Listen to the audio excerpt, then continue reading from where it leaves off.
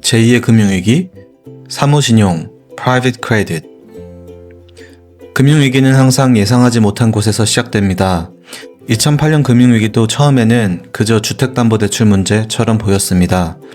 하지만 결국 문제는 금융 시스템 전체로 확산되며 글로벌 금융위기로 이어졌습니다. 최근 월가에서는 또 다른 가능성이 이야기되고 있습니다.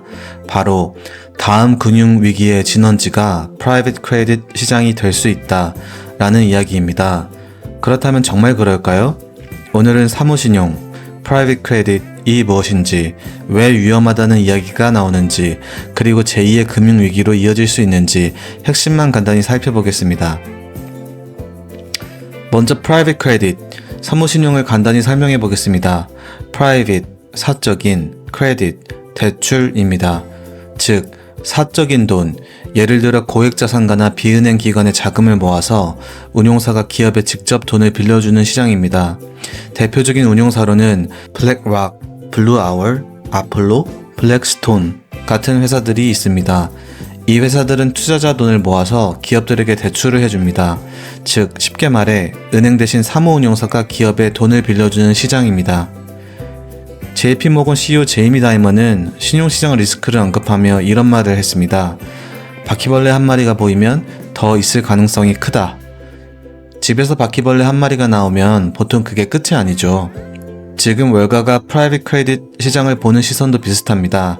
최근 블랙락, 블루아워 등 이미 일부 부실 사례는 나타났고 다른 곳에도 문제가 숨어있을 가능성이 있다는 것입니다. 첫 번째 문제는 섀도우 뱅킹, 그림자 금융입니다.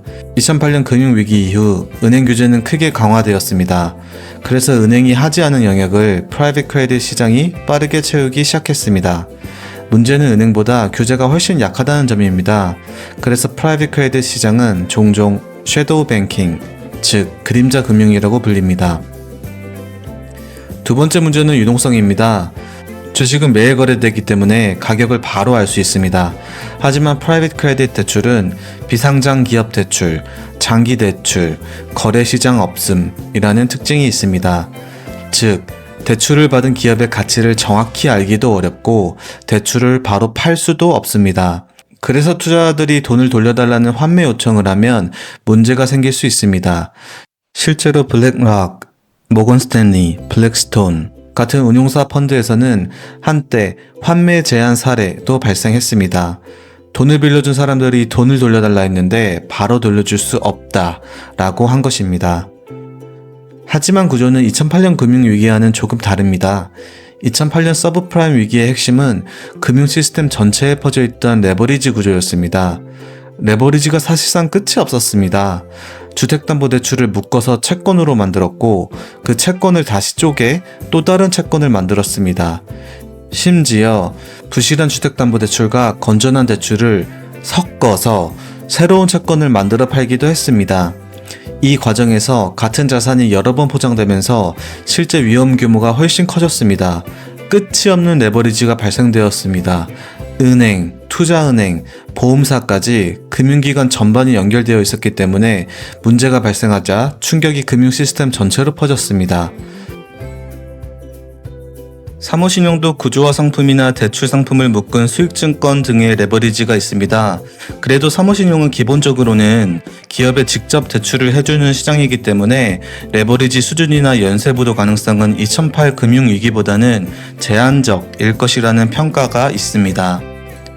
사모신용의 레버리지 예로는 다음과 같은 것이 있습니다. Leveraged Buyout, LBO 라는 게 있습니다. 일부 투자회사들은 은행 대출이나 프라이빗 에퀴티, 자금을 결합해 더 큰 규모로 기업을 인수하기도 합니다. 예를 들어 사모신용으로 30억을 모았다면 은행 대출 40억, 피투자 30억을 더해서 100억짜리 회사를 인수할 수도 있습니다. LBO 구조에서 부실이 생기면 연쇄 손실로 이어질 가능성도 있습니다. 하지만 2008년처럼 금융 시스템 전체에 레버리지가 퍼져 있는 구조는 아니라는 평가가 많습니다. 당장 제2의 금융위기라고 단정하기는 어렵습니다. 하지만 한 가지는 분명합니다. 앞으로 몇 년 동안 프라이빗 크레딧 시장은 글로벌 금융시장의 중요한 리스크 요인으로 계속 주목받을 가능성이 있습니다. 우리가 주목해야 할 점은 4가지입니다. 첫 번째, 사모대출 부실률입니다. 사모대출의 부실률이 커지는지 지속적으로 봐야 합니다. 두 번째, 경기 방향입니다. 경기가 안 좋아지면 부실률이 높아질 수 있습니다. 세 번째, 금리 방향입니다.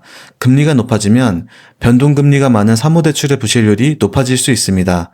네 번째, 소프트웨어 산업가치입니다. 사모대출은 소프트웨어 기업에 대출을 많이 해주었습니다. 소프트웨어 기업의 가치가 떨어지면 부실률이 높아질 수 있습니다. 특히 인플레이션으로 금리가 높은 환경이 지속된다면 사모대출은 더 큰 압박을 받을 수 있습니다. 오늘 영상이 도움이 되셨다면 좋아요와 구독 부탁드립니다. 궁금한 점은 댓글로 남겨주세요. 블로그도 많이 방문 부탁드립니다. 감사합니다.